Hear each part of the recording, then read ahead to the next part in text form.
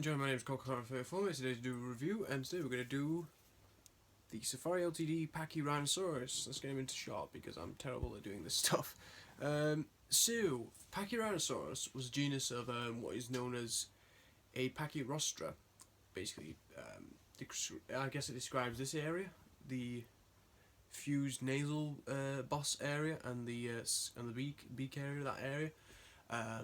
And it's also the type genus of the little family known as the Pachyrhinosaurinae, and it comes from the clade of ceratopsians known as the centrosaurines. So basically, centrosaurines are basically the ceratopsians that have elaborate,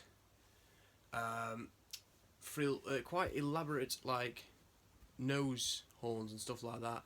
And they have shorter frills than like the chasmosaurines. The chasmosaurines are characterized by having much more elaborate frills and much more like reduced, I guess you could say shorter nose horns, but sometimes the brow horns are quite unique. But with the centrosaurines, the brow horn, the nose horns are the characteristic part of them, and the big part. So, Pachyrhinosaurus as a whole was quite a big fella. It was around 8 meters in length. Some adults could be. Some species, well, there's 3 species. There's a potential 4th, but it's still under scrutiny. So there's Pachyrhinosaurus canadensis, which is characterized by having a similar look to the most recent species, Pachyrhinosaurus peritorum. But this is the 3rd species, which is known as Pachyrhinosaurus lacustae, or lacustae, if you want to pronounce it that way. Now, lacustae is pretty much characterized by having generally a slightly shallower skull than the other 2, and it also has the characteristic of this like frontal horn that's on the just behind the orbits. So it'd probably be on the, I guess you could say it's on the parental, which makes up the frill. Well, no, it wouldn't be. It'd be the it'd be the frontals. So this horn right here. So that horn there, that's what characterizes Pachyrhinosaurus lacustae. And plus, lacustae's large episquamosal horns, they curve more inwards and they're more elongated than the other 2. With peritorum, they're more out to the side. They are curved, but they're more out to the side. And then canadensis, I believe, has shorter, less extended horns on there. But let's get into the figure. So this is not bad. This is a nice sculpt. Obviously, it's got the characteristic of the skin, which all ceratopsians seem to have in Safari Ltd. You can see it, but like they got the ostid, they got the smaller scales, and then you got the larger scales around, like in between the smaller scales, which is really nice. And then you got the osteoderms that are going down the back. They don't have the quills on this model, but that doesn't matter in my opinion. It doesn't matter. Now they've got the characteristic boss of Pachyrhinosaurus, and then they've got the characteristic of lacustae with the spiked horn area there. And I believe Pachyrhinosaurus had quite an extensive time length, I think. So just look here. Yeah, it was around 73.5 to 69 million years ago. So I think it might have been the most primitive species. I can't remember.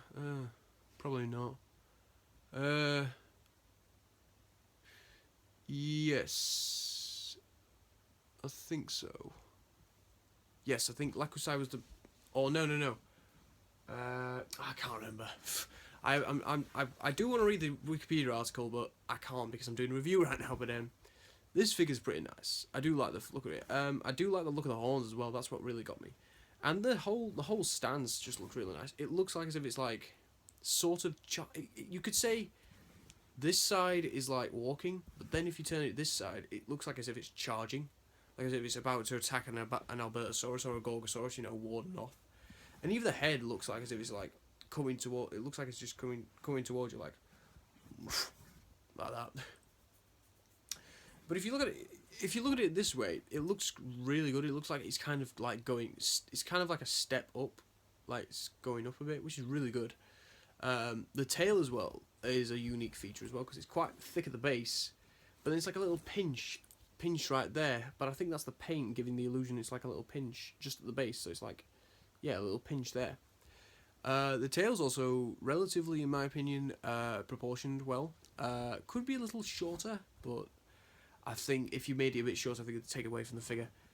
The toes are really nice. They've got the characteristic of the three main toes having the claws or the hooves, and then the other two not having the claws, which is really nice.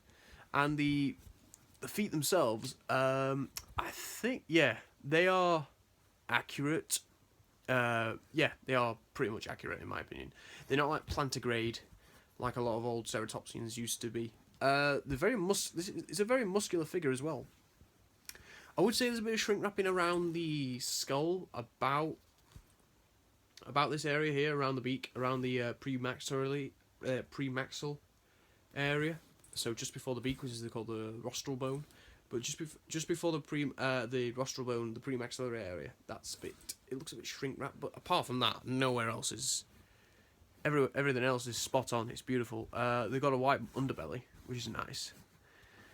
I did see on Pachyrhinosaurus' review that he said his I guess you could call these the premaxillary horns, or the premaxillary horns. These bits here. He said on I think this side. Wait, was it? No, was it? I think it said on this side. He said his was the same colour as the rest of the figure. Mine on, which is good, which is good, which is brilliant. I think the only horns that are kind of like the same colour as the actual figure are these horns here. These small episquamosal horns there, where the parietal bones kind of meet, kind of like stop, pretty much. So I guess apart from them two little quirks, the figure is beautiful. The figure is great. It's a really nice looking Pachyrhinosaurus. Problem is that I think people are going to be like, oh, is it a Canadarensis? And it's like, no, because it does have a relatively shallow skull, shallow top jaw when you look at it. It does have a shallow top jaw when you compare it with the other two species, because Peritorum and Canadarensis look really similar. It's just Peritorum has different skull features to Canadarensis, and then Lacustae is the odd one out with the shallow, with like the horn, and then the curved horns, and then the shallower top jaw. And apart from that, that's it. But apart from that, you could just have this as any old Pachyrhinosaurus. I mean, it does go well with other Pachyrhinosaurus figures. Like, if I bring in some of my favourite Pachyrhinosaurus figures, the Walking with Dinosaurs Pachyrhinosaurus figures. So you could have like a scene here where it's just like they're just like moping about, and there's you're gonna have them moping about. Got like a scene there where you're like moping about. They're like moping about. Then you're gonna maybe have them like fighting, like. But I guess because these are based off the juveniles in the film, they won't really go well with this adult. But I think the Pterobabatats figure will go nice, but I'm probably not gonna get that figure ever. Not really bothered about it. So size scaling wise, because I've just done pretty much a size comparison there. Length, I think it's around 18 centimeters. Let's just check that. Yeah, just under 19 centimeters, so it's about a centimeter off. And then the height is just under, just under 8 centimeters, which is really good. So it's a really good figure. If Safari Ltd do think of doing like a Gorgosaurus, because I know they did a Gorgosaurus in the past. I think if they do a Gorgosaurus maybe next year, I'd love to see a Gorgosaurus from them next year. Then this would go well with it, especially like a Corythosaurus, because right now I am thinking of possibly getting the old Carnegie Corythosaurus if I can find a cheap one. But I think this and the Gorgos and like a new Gorgosaurus and that old Corythosaurus would look really nice together. It does go well with the rest of the ceratopsians. I've got it next to my Vagaceratops on my shelf. Well, I say next to it, it's just like it's got the sauropelts in between them, but they do look really nice. But yeah, that's my review on the Safari Ltd Pachyrhinosaurus. It's a great figure. It's a beautiful figure. It's a figure I've been wanting for years, and now I've got it in hand. It looks gorgeous. It looks as if it can just walk away now, which it is doing now. You cannot see a hand pushing it slowly to the side of the camera. But yeah, it's all in all beautiful figure. I can't get enough for it. So thanks for watching. Hope you enjoyed, and I'll see you later. And Theropod Club for life.